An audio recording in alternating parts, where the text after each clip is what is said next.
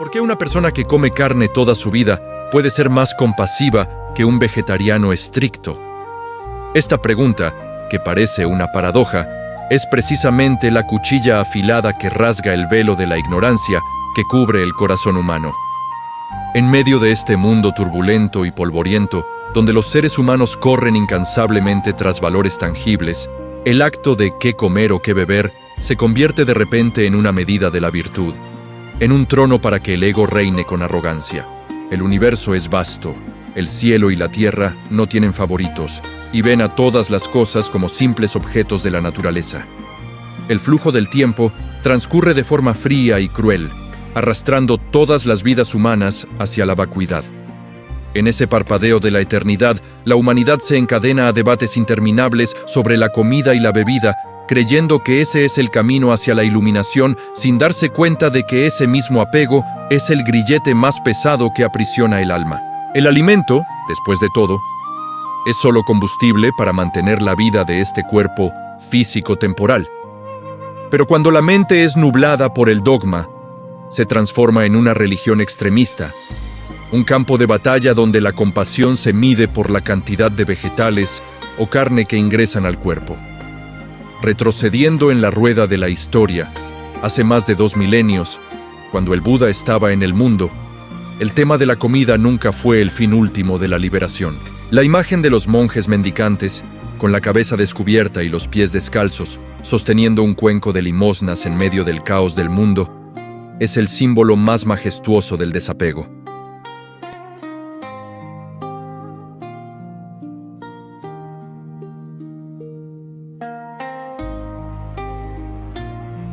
Ese es el método de cultivo para eliminar el ego, eliminando el apego a los sabores y a las preferencias personales. Aquí aparece el concepto de las 3 carnes puras como una línea de sabiduría que distingue entre la supervivencia y el deseo de matar. Las 3 carnes puras son 3 tipos de carne que a un practicante se le permite consumir. Primero, no haber visto al animal ser matado. Segundo, no haber escuchado los gritos desgarradores del animal al morir. Y tercero, no tener sospechas de que el animal fue sacrificado específicamente para uno mismo. La esencia de las 3 carnes puras no radica en fomentar el consumo de carne, sino en la actitud hacia la vida y la muerte. Cuando el monje recibe un trozo de carne de una limosna aleatoria, su mente no genera la intención de matar, ni siente alegría al ver la sangre derramada. Simplemente ingiere energía para mantener el cuerpo, usando este cuerpo temporal como una balsa para cruzar el río de la ilusión. Por el contrario, si por el deseo de comer carne uno ordena matar, o si por su glotonería causa resentimiento en los seres sintientes, eso es lo que constituye el pecado. Lamentablemente, el mundo suele ver solo el fenómeno y no penetra en la esencia. Hay un evento histórico profundamente simbólico sobre Devadatta, primo y antagonista del Buda, quien propuso una vez 5 reglas de ascetismo extremo, entre las cuales estaba la obligación de que la comunidad monástica fuera absolutamente vegetariana. El propósito de Devadatta no nacía de una compasión pura, sino de la ambición de demostrar que era más santo que el Buda, queriendo usar el ascetismo formal para conquistar los corazones y satisfacer su ego arrogante. El Buda rechazó esa petición. Este rechazo fue un golpe contundente contra la hipocresía moral, afirmando que la liberación no reside en las formas externas extremas, sino en la transformación de la conciencia interna.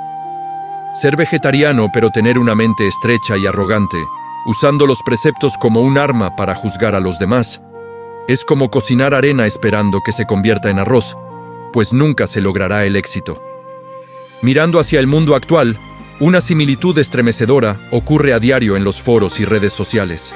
No es difícil encontrar guerras verbales encendidas, donde personas que se autodenominan vegetarianas o amantes de los animales, en nombre de la compasión, lanzan palabras de desprecio y maldiciones contra quienes comen carne.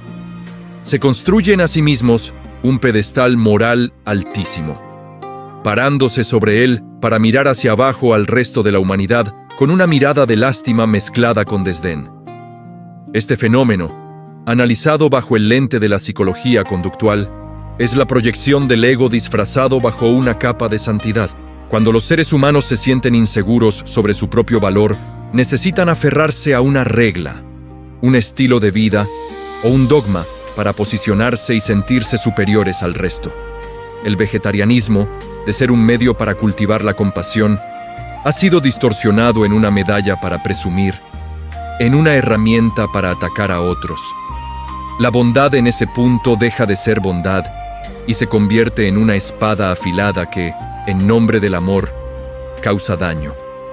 Una persona que come carne, pero sabe compadecerse de los pobres, que sabe sacrificarse por la comunidad y posee un alma abierta y tolerante, está ciertamente más cerca del camino que un vegetariano estricto cuya mente está llena de ira y odio, y que al abrir la boca solo emite palabras crueles que dividen los corazones. La boca es vegetariana, pero el corazón devora carne humana, y esa es la mayor tragedia de un practicante extraviado. Para comprender a fondo este mecanismo, es necesario citar los descubrimientos de la neurociencia moderna. En el cerebro humano existe un sistema de redes que la ciencia occidental llama red neuronal por defecto.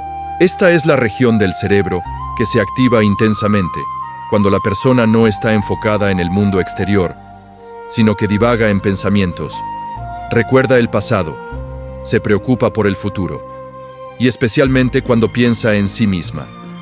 Esta red por defecto es la base biológica de lo que se conoce como el apego al yo. Cuando una persona se aferra demasiado a la idea de que es vegetariana, de que el vegetarianismo es la única verdad, o de que los que comen carne son crueles, esta red funciona a toda capacidad, reforzando los surcos del pensamiento y haciendo que el cerebro se vuelva rígido, perdiendo su capacidad de flexibilidad y empatía. Más aún, cada vez que realizan el acto de comer vegetales o juzgan a otros, el cerebro segrega dopamina, el neurotransmisor que produce una sensación de euforia y satisfacción momentánea. El practicante errante confunde esto con la alegría de la iluminación, pero en realidad es solo un engaño sofisticado del sistema nervioso, una recompensa que el cerebro otorga por reforzar el ego.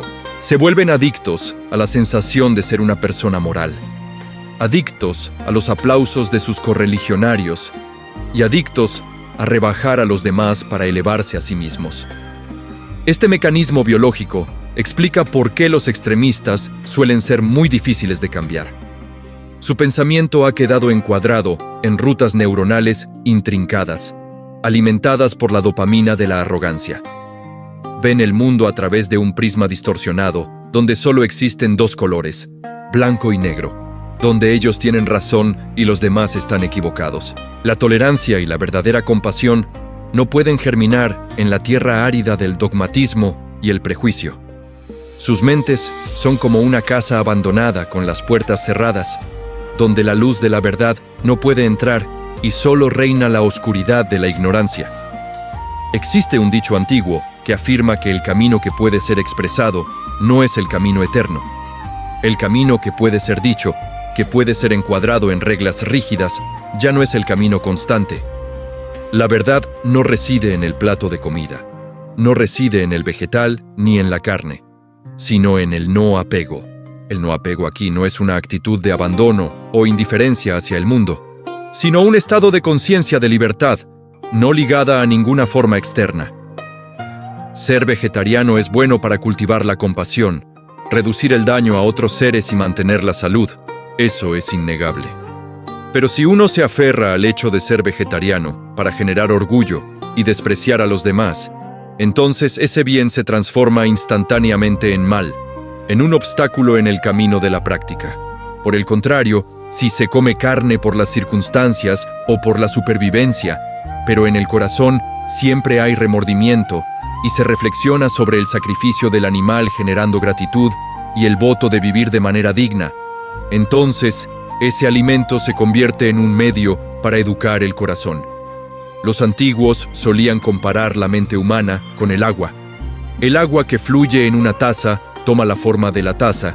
Si fluye en un cuenco, toma la forma del cuenco. Pero la naturaleza del agua no cambia. Quien ha alcanzado el camino es igual, vive según las condiciones y está en paz según el entorno. Cuando necesita ser vegetariano para purificar cuerpo y mente, lo es. Cuando las circunstancias lo obligan a comer carne para integrarse o para no causar molestias a otros, lo hace sin asco ni deseo. Eso se llama estar en el lodo, pero no oler a fango. El lodo aquí no es la carne o el pescado, sino la mente discriminatoria y el apego impuro. Un verdadero maestro sentado en un banquete de carne con una mente serena y una sonrisa compasiva, comparado con un vegetariano estricto, sentado en su sala de meditación con el corazón lleno de intrigas y odio, nos muestra claramente quién está más cerca de la verdad. La virtud de un ser humano no se mide por lo que introduce en su boca, sino por lo que sale de ella y por las acciones que realiza para el mundo. El camino de la práctica espiritual es un viaje contra la corriente, lleno de dificultades y desafíos. El viajero en ese camino debe estar siempre alerta para identificar las trampas sutiles del ego. El apego a la forma y a los preceptos de manera mecánica es la trampa más peligrosa. Arrulla a las personas en la ilusión de la santidad, haciéndoles olvidar que el propósito supremo de la práctica es la liberación del sufrimiento y alcanzar la libertad absoluta del alma. La vida humana es como un sueño. Todos los fenómenos son vacíos. Todas las discusiones sobre lo correcto y lo incorrecto, lo vegetal y la carne, el bien y el mal, al final son solo ondas en la superficie de un lago sereno. Cuando se exhala el último suspiro, cuando este cuerpo se disuelve en el polvo, ni el plato de vegetales ni el trozo de carne tendrán ya significado alguno. Lo único que queda es la fuerza del karma, las huellas de la conciencia que se han forjado durante toda una vida. Si durante toda la vida se fue vegetariano pero con un alma endurecida y estrecha, al enfrentar la muerte, el equipaje que se llevará será solo el peso del apego. Por el contrario, aunque se haya comido carne, si el alma fue abierta llena de amor y supo soltar el ego, la partida será tan ligera como una hoja que cae hacia su raíz, como una nube blanca que regresa al cielo. Por lo tanto, no busques la divinidad en el plato de comida, ni busques el camino en dogmas rígidos. Busca la verdad en tu propio corazón, en tu forma de tratar a los demás y en tu tolerancia ante las diferencias del mundo. Un vegetariano que sabe respetar a quien come carne, eso es compasión. Una persona que come carne y sabe valorar la vida limitando el sacrificio, eso es sabiduría. La verdad es, por naturaleza, cruda y fría, sin adornos coloridos. La iluminación no es para los débiles que gustan de apoyarse en las formas, sino para las almas valientes que se atreven a romper todas las cadenas de los prejuicios, incluido el prejuicio sobre la propia santidad.